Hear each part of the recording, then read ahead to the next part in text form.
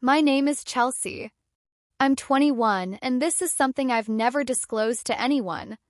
I'm addicted not to drugs or alcohol but to something else entirely, something I cannot endure a night without, my vibrator. Thank you, my wonderful subscribers, for your continued loyalty to these stories. I truly appreciate all of you. Now let's delve into the main narrative. Began when I was 18, feeling curious, solitary, and silently yearning for something I didn't even comprehend at the time. I purchased my first intimate toy online, a sleek, small, pink device that fit snugly in my palm and evoked sensations I had never experienced before. Initially, I used it once a week, but soon it became a nightly necessity. Now, I require it before I sleep, much like brushing my teeth or drinking water. My body simply won't relax until I've felt its presence. Sometimes I tell myself it's merely a habit, but deep down I understand it's more profound. I've constructed a clandestine world around it, a ritual of soft music, dim illumination, and no interruptions, just me and that gentle hum between my thighs.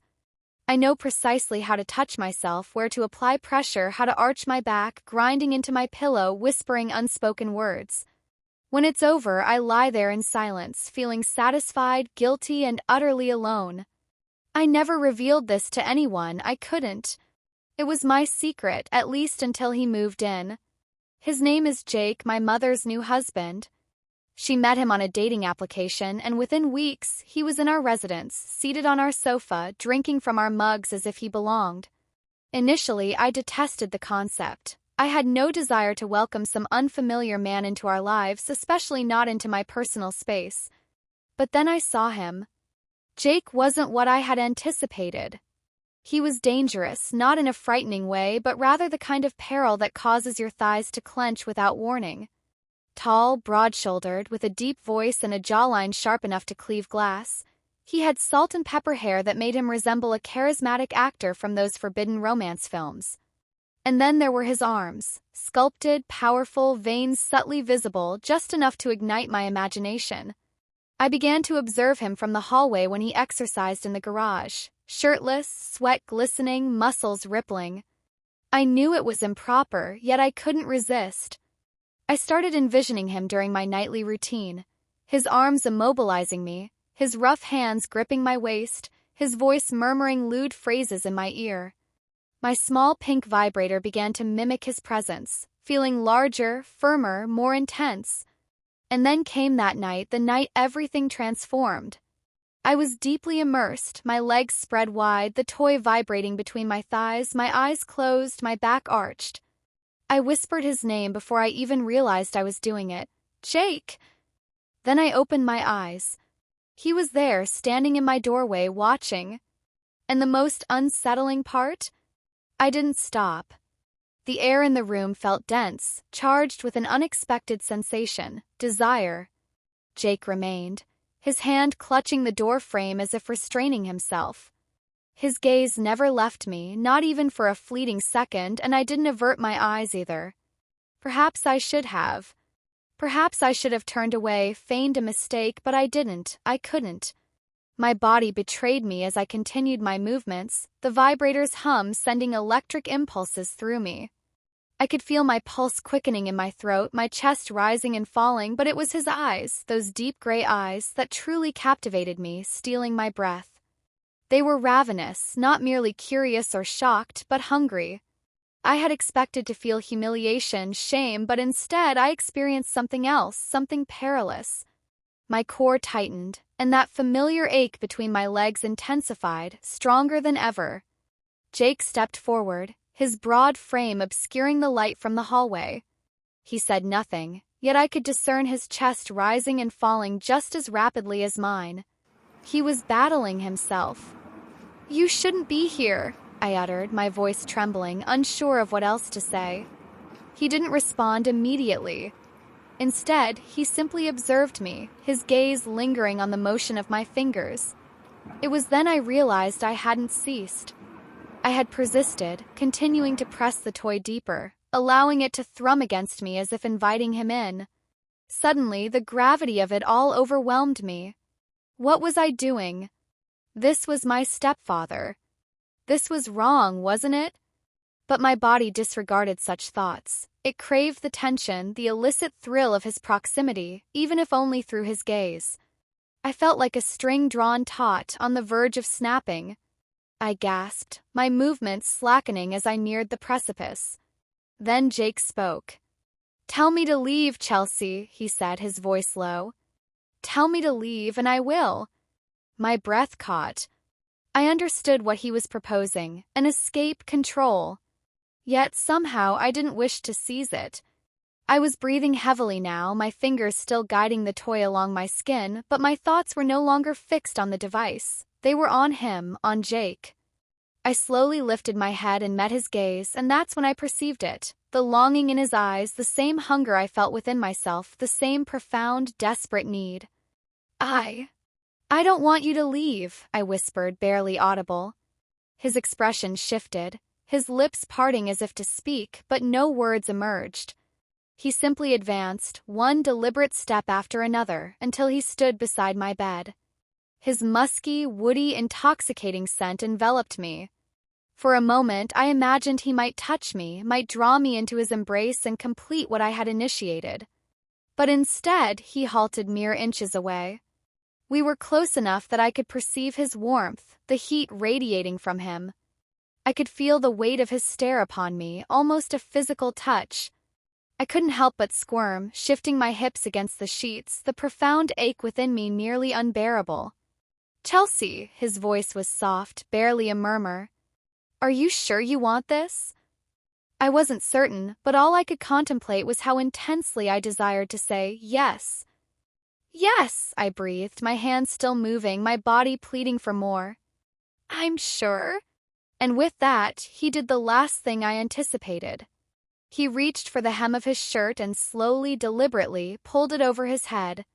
His abdominal muscles rippled with each movement, flexing as he discarded the garment. My eyes followed the path of ink on his skin, the tattoos that only amplified his dangerous, irresistible allure. But it wasn't solely the tattoos or the musculature. It was the power, the command in his movements, the way he dominated the space without even trying. I was utterly helpless, completely mesmerized.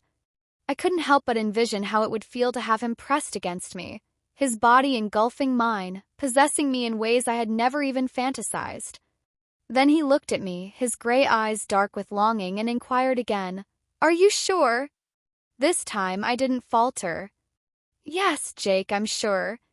That was the pivotal moment. I recognized the boundary I was about to transgress, the repercussions. But in that instant, with the intolerable heat between us, all I could think about was how profoundly I yearned for him, how desperately I needed him. There are moments in life you can never reverse, moments that alter everything with a single touch. This was mine. Jake stood there, shirtless, his chest rising and falling as if he were engaged in an internal conflict, but his eyes, those deep gray eyes, conveyed that he had already surrendered that battle, and so had I. He leaned forward, and I held my breath, my heart pounding so intensely I thought he might hear it. Then his hand moved slowly, hesitantly, brushing a stray strand of hair from my cheek. His fingers lingered for a moment too long, and I felt a tremor course down my spine. My skin craved more. I wanted him to take me, to claim me, but he was deliberate, as if he wanted me to savor every second of what was unfolding, as if he aimed to tantalize me with what I had been mentally craving for weeks. "Jake," I whispered, my voice barely audible. "Touch me." He didn't respond verbally. Instead, he sat on the edge of the bed, his eyes fixed on mine. His hand descended gently down my thigh, tracing my skin as if learning every inch of me. I bit my lip, arching into his touch, ravenous for more. When his fingers finally reached the waistband of my underwear, he paused. "If you want me to stop, now's the time." But stopping was the furthest thing from my mind. "Don't stop," I pleaded. And just like that, he eased the fabric down, his eyes fixated on my body. I felt exposed under his gaze, not just physically, but entirely laid bare, as if he could see every thought, every need, every dark secret I had kept concealed. His fingers brushed against my sensitive skin, and I gasped, my legs trembling beneath his touch. He leaned in, his lips caressing my ear. "You've been dreaming about this, haven't you?" he murmured. "Yes," I breathed. "Every night." I could feel the escalating heat between us, the unbearable tension. He took his time exploring me, as if desiring to commit every reaction, every gasp, every moan, every shiver to memory. Then I witnessed it. He rose slowly, unbuckling his belt. His trousers descended, and my eyes widened, my heart skipping a beat. He was larger than I had anticipated, thick, substantial, formidable. For a moment I froze. I had imagined this instant countless times in my fantasies, but now that it was real, I wondered if I could handle him. He perceived the hesitation in my eyes and leaned down, kissing my neck, his voice low and reassuring. "I'll be gentle," he stated, "but I want you to feel me." And I did.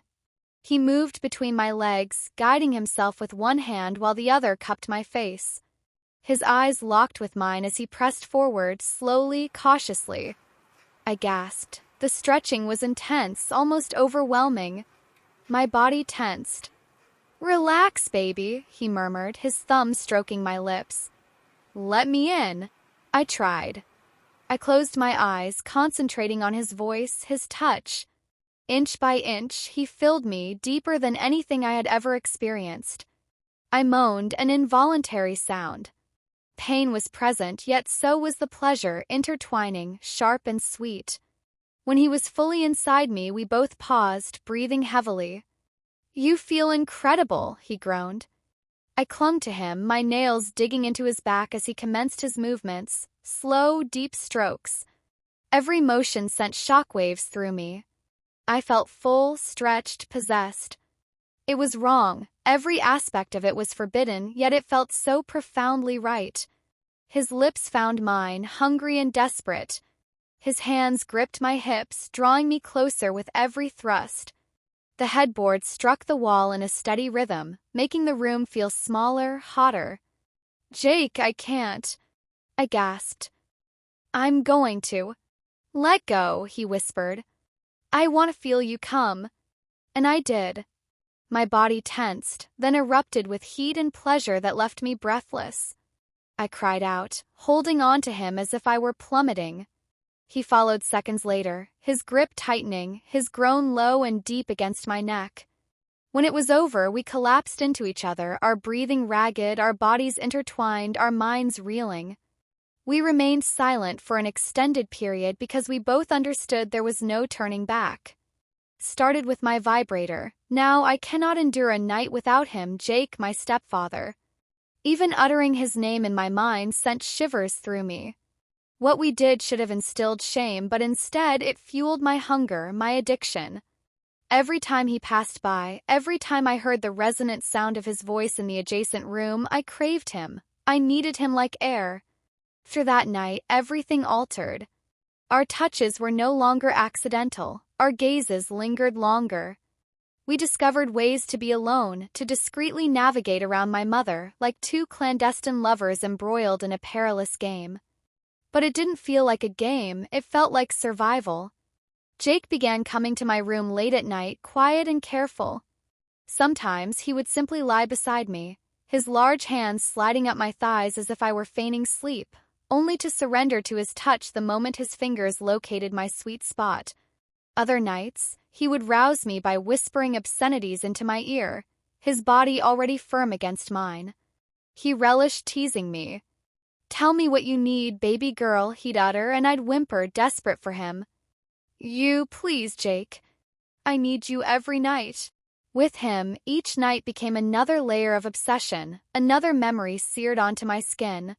He stretched me in ways no man ever had, filled me so deeply I could still feel him the following morning. But it wasn't solely about sex. There were nights he'd prepare a hot bath for me, washing every inch of my body with his strong hands before taking me against the steamy bathroom mirror. Or mornings when we'd sneak into the garage, me seated atop the dryer as he lifted my dress and slid into me without warning. It was illicit, it was wrong, yet it was so utterly perfect. I ceased using my vibrator not because I no longer desired release, but because nothing, absolutely nothing, felt as good as him. I was addicted to his size, his scent, his voice rumbling in my ear as he held me down and made me his own.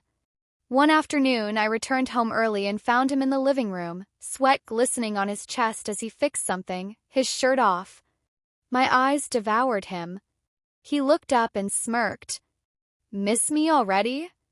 I walked over, dropping my purse, my heart racing. "You have no idea." He pulled me onto his lap, his mouth crashing into mine. I could already feel him growing beneath me. I ground against him, needy and wet, and whispered, "Take me right here." That day, I rode him on the living room couch, moaning into his shoulder as he filled me again and again, his hands gripping my waist as if I were the sole woman he would ever desire. We didn't hear the garage door open.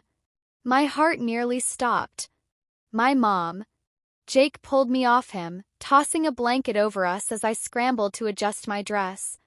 We were breathless, flushed, mere seconds away from being discovered.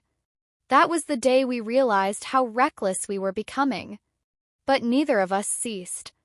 The danger only intensified the passion. Even now, I don't know how long this can endure, how long we can continue to sneak around, stealing moments amidst the deception. But I know one truth. I'm no longer addicted to my vibrator.